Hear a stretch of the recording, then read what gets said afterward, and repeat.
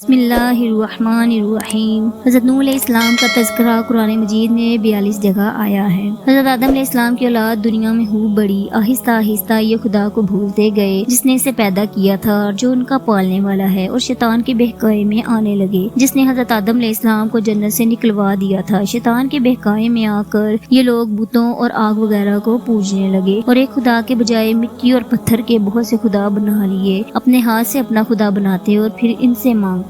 حالانکہ یہ مٹی اور پتھر کے خدا اپنے لیے کچھ نہ کر سکتے تھے، ان کے لیے کیا کرتے؟ اللہ تعالیٰ نے جو اپنے بندوں سے بڑی محبت رکھتا ہے، اس کو کبھی یہ گوارا نہیں کہ اس کے بندے شیطان کے بہکائے میں آ کر اللہ کے علاوہ کسی اور کی عبادت کرنے لگے اور اس کے سزا میں مرنے کے بعد دوزخ میں جلے۔ اللہ پاک نے حضرت نوح علیہ السلام کو اپنا نبی بنا کر بھیجا۔ اس زمانے میں لوگوں کی عمریں بہت بڑی بڑی ہوتی تھی۔ حضرت نوح علیہ السلام 950 سال تک اپنی قوم میں واعظ کرتے رہے کہ اے لوگوں، صرف ایک اللہ کی عبادت کرو اور میرا کہا مانو، وہ تمہارے گناہ بخش دے گا۔ لیکن لوگوں نے حضرت نوح علیہ السلام کی باتوں کو نہ مانا اور اپنے کانوں میں انگلیاں دے لیں اور کپڑے اوڑھ لیے تاکہ حضرت نوح علیہ السلام کی آواز کانوں تک نہ پہنچے۔ حضرت نوح علیہ السلام ہمت نہ ہارے، وہ برابر سمجھاتے رہے اور کہتے رہے، اے لوگوں، اللہ سے معافی مانگو، وہ بڑا مہربان معاف کرنے والا ہے۔ وہ تم پر آسمان سے بارش برسائے گا تاکہ تم خوب اناج پیدا کر سکو اور اس کے ذریعے سے بڑے بڑے باغ پیدا کر دے گا، ان میں نہریں پیدا کر دے گا، تمہیں مال و دولت دے گا اور بیٹے دے گا۔ تمہیں کیا ہو گیا ہے کہ تم خدا کو نہیں مانتے؟ حالانکہ اس نے آسمان بنائے، چاند اور سورج بنائے، اس نے تم کو مٹی سے پیدا کیا اور پھر اسی مٹی میں ایک دن تم مل جاؤ گے اور پھر قیامت کے دن اسی مٹی سے تم کو دوبارہ زندہ کرے گا۔ لیکن لوگوں نے اپنے بتوں کو نہیں چھوڑا اور حضرت نوح علیہ السلام سے کہنے لگے کہ ہم اپنے بتوں کو ہرگز نہ چھوڑیں گے اور ہم تم کو اپنے جیسا آدمی ہی دیکھتے ہیں اور تمہارا کہنا بھی صرف چند غریب لوگوں نے ہی مانا اور ہم تو تم کو جھوٹا سمجھتے ہیں۔ حضرت نوح علیہ السلام نے کہا کہ اے میری قوم، میں تم کو جو نصیحت کرتا ہوں اس کے بدلے میں تم سے کوئی مال و دولت نہیں چاہتا، اور جو غریب آدمی مسلمان ہوئے ہیں اور اللہ پر ایمان لائے ہیں، ان کو میں اپنے پاس سے تمہارے کہنے سے نہیں نکالوں گا۔ اگر میں ان کو اپنے پاس سے نکال دوں تو خدا کے عذاب سے مجھے کون بچائے گا؟ اگر میں ایسا کروں تو بہت ناانصاف ہوں گا۔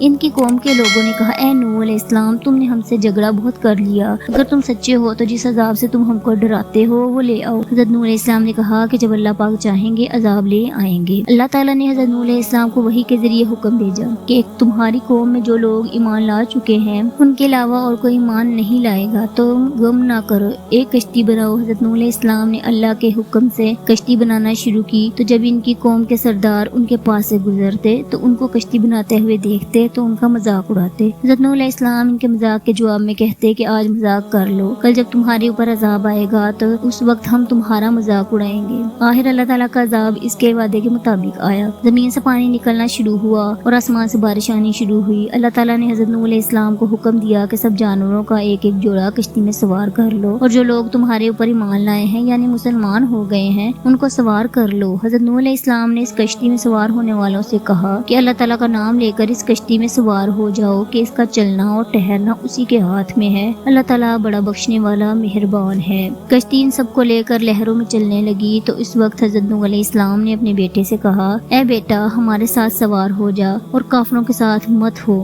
اس نے کہا، میں کسی پہاڑ پر چڑھ جاؤں گا اور وہ پانی سے بچا لے گا۔ حضرت نوح علیہ السلام نے کہا، آج خدا کے عذاب سے سوائے خدا کے کوئی بچانے والا نہیں۔ اتنے میں دونوں کے درمیان ایک پانی کی لہر اٹھی اور وہ ڈوب گیا۔ پھر خدا تعالیٰ نے زمین کو حکم دیا کہ اپنا پانی نگل جا اور آسمان کو بھی حکم دیا کہ اپنا پانی برسانا بند کر دے، یہاں تک کہ پانی خشک ہو گیا اور تمام کافر دنیا میں ختم کر دیے۔ حضرت نوح علیہ السلام کی کشتی کوہ جودی پر ٹھہری۔ حضرت نوح علیہ السلام نے اپنے پروردگار سے عرض کیا، اے میرے رب، میرا بیٹا بھی میرے گھر والوں میں سے ہے اور آپ کا وعدہ سچا ہے۔ یعنی حضرت نوح علیہ السلام کا مطلب تھا کہ اے اللہ تعالیٰ، آپ نے وعدہ فرمایا تھا کہ تیرے گھر والوں کو اس طوفان سے بچا لوں گا، پھر میرا بیٹا کیوں ڈوبا؟ تو خداوند تعالیٰ نے فرمایا کہ اے نوح، تیرا بیٹا تیرے گھر والوں میں سے نہیں تھا کیونکہ اس کے عمل اچھے نہیں تھے۔ میں تجھ کو نصیحت کرتا ہوں کہ ایسی بات نہ کر جو تیرے علم میں نہیں، اس لیے کہ کنعان اللہ کے علم میں کافر تھا اور یہ بات حضرت نوح علیہ السلام کے علم میں نہ تھی۔ حضرت نوح علیہ السلام نے اللہ تعالیٰ سے توبہ کی اور اپنے کہنے کی معافی چاہی۔ اللہ پاک نے ان کو معاف کر دیا اور حکم دیا کہ اے نوح، ہماری طرف سے سلامتی اور برکتوں کے ساتھ اتر۔ اس کے بعد حضرت نوح علیہ السلام کی امت سے دنیا بسی اور آہستہ آہستہ ان کے بال بچے آباد ہوتے گئے۔ یہ سب لوگ خدا کی اطاعت کرتے رہے، زمانہ گزرتا گیا اور آہستہ آہستہ شیطان نے بہکانا شروع کیا تو یہ لوگ خداوند تعالیٰ کو بھولنے لگے۔ حضرت نوح علیہ السلام جو اللہ تعالیٰ کے اتنے بڑے پیغمبر تھے، اپنے بیٹے کو اس کے برے کاموں کی وجہ سے اللہ تعالیٰ کے عذاب سے نہ بچا سکے۔ اس طرح اگر ہمارے ماں باپ اللہ کے کتنے ہی ولی کیوں نہ ہوں، اگر ہمارے عمل اچھے نہ ہوں گے تو وہ ہم کو اللہ کے عذاب سے نہ بچا سکیں گے۔ ہم کو اپنے بزرگوں کے نیک عمل کا سہارا نہیں لینا چاہیے، بلکہ اللہ اور اس کے رسول صلی اللہ علیہ وآلہ وسلم کے بتائے ہوئے کاموں پر عمل کر کے نیک بننا چاہیے۔ اسی وجہ سے اللہ تعالیٰ نے قرآن مجید میں کہا ہے کہ اگر تم ایک ذرا برابر بھی نیکی کرو گے تو اس کا بدلہ ہم تم کو دیں گے، اور ایک ذرا برابر بھی برا عمل کرو گے تو وہ بھی تمہارے سامنے آ